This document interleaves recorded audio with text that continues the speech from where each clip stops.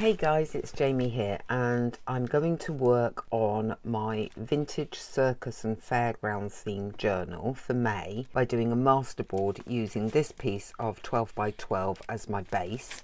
It's plain on the back, so it will make journaling cards or pockets or tags depending on how I cut it up. First thing I'm going to do is take my scraps, some of which are from the circus and fairground theme papers, just cutaways.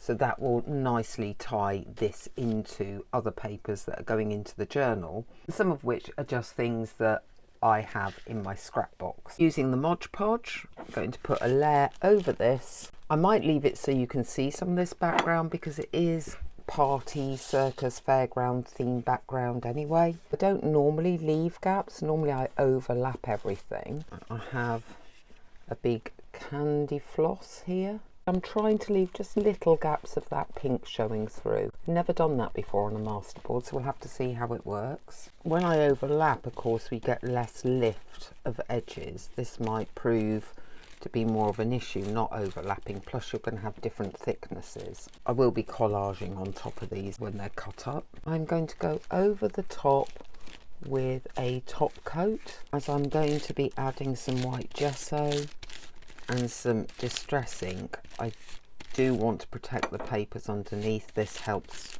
make them less absorbent to treatments going on top. Emma gave us some very beautiful faded papers as part of her fairground kit. The papers I've used from some old scrapbooking papers are not faded, so I'm going to use the white gesso and dry brush it, get some excess off it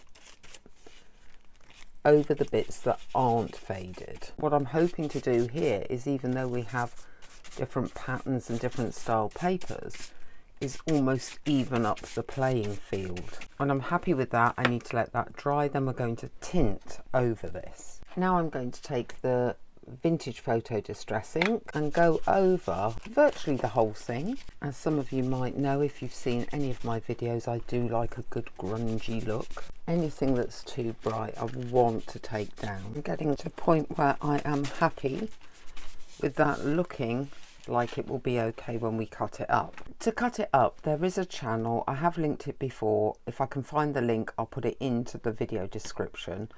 There's a guy called Keris, and he has this plan for a 12 by 12, and it means that you get maximum value for the 12 by 12. He says these are belly bands, these are smaller journaling cards, these are bigger ones. I might use these as pockets, but it gives you an idea of the maximum value you can get from a 12 by 12. I will be cutting up the paper according to that template.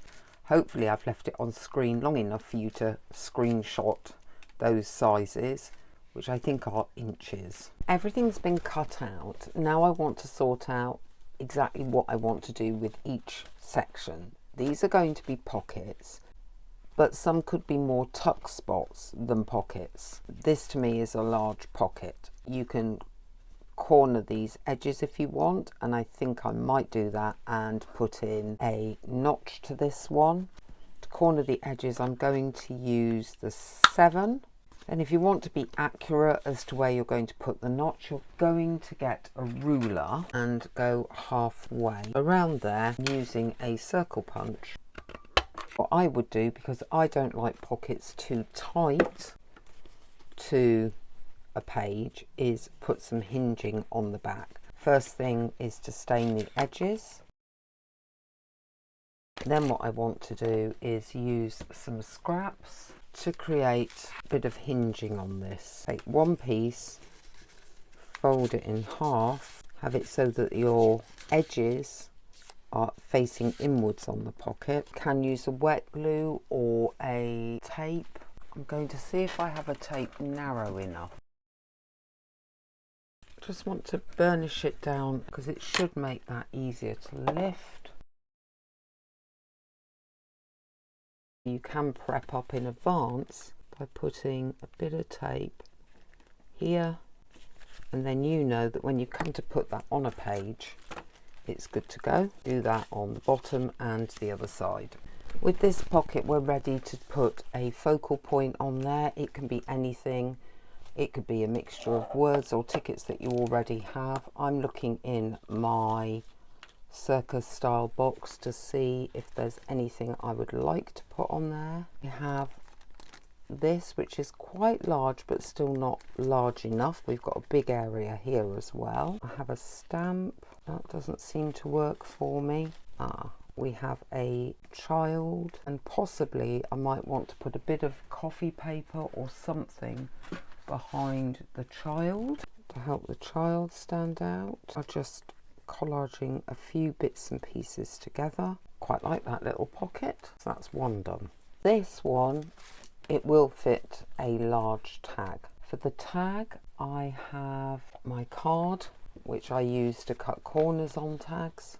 So I line it up along one edge and the top and cut the corner off that way, and then the other edge, and then you can punch a hole in there and add a thread if you want. I don't think I will be doing that. I do want to stain the edges.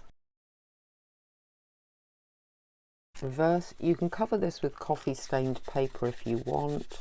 Oh, it's looking quite black on the reverse. I think I'll switch to the vintage photo.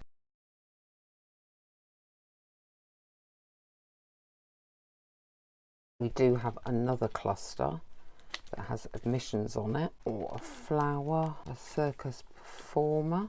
Could come to the bottom and then have something up here. How about something along those lines? Possibly have a little something at the top of there. I'm going to put that down. This one is now done and will sit inside that pocket. That's going to make such a lovely page. I can either do a full pocket or you can do a triangular type tuck spot.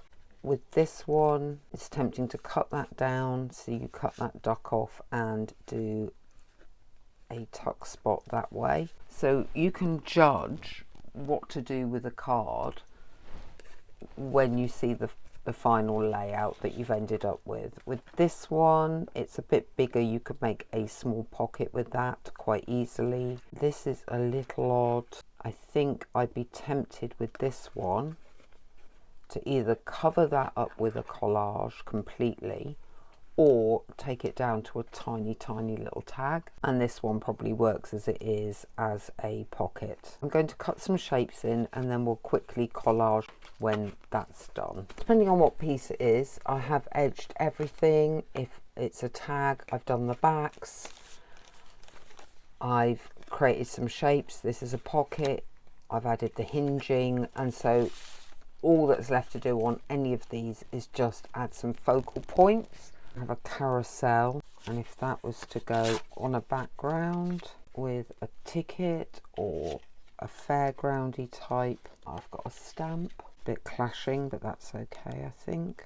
Something along those lines. Moving on, we have this little tag, a small keyhole and a white rabbit. I've got a star. Yeah, so that little cluster works for me. Here we have a pocket, so I'm going to be looking for a slightly bigger decoration that still has our fairground or circus theme. She would fit on nicely, and I don't think I'd even need to do much. I'll just stain up some of that white background to make sure it's stuck down. If you want it to stand out more when it's dry, you can also just go around that outside edging again with a white gel pen. I might do that. Where are we up to? The corner pocket. I have a bear. I have another stamp, so we could put the stamp there and the bear there. And if I find a small word at a later date, I'll put that on that one. I'll look for a word in a second and just finish that off. The large tag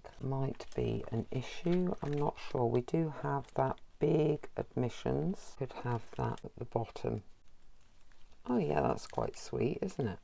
Not much more to go. It's not very circus-like. What about if we use that cluster? We have our clown at the top. That works better. Let's have a look. Yep, 2 belly bands. Looking for things that will be small enough and go across, and then a word, possibly. that lot, and then a word or a phrase on top of that. Have this big number thing, then what can you put along it? Could have some text behind it, and you need something along there. And a word?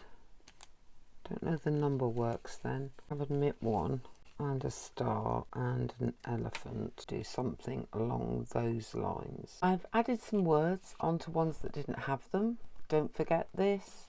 Enjoy the journey. There's one more somewhere. Oh, friends. I think they look really cool actually, and I got them all from one sheet of 12 by 12. They're going to look great in the journal. We'll put them in on another video.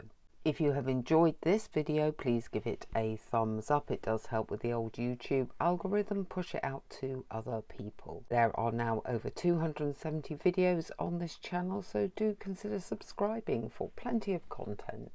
Let me know what you think of the grungy circus fair theme or this process in the comments below, and I will see you next time.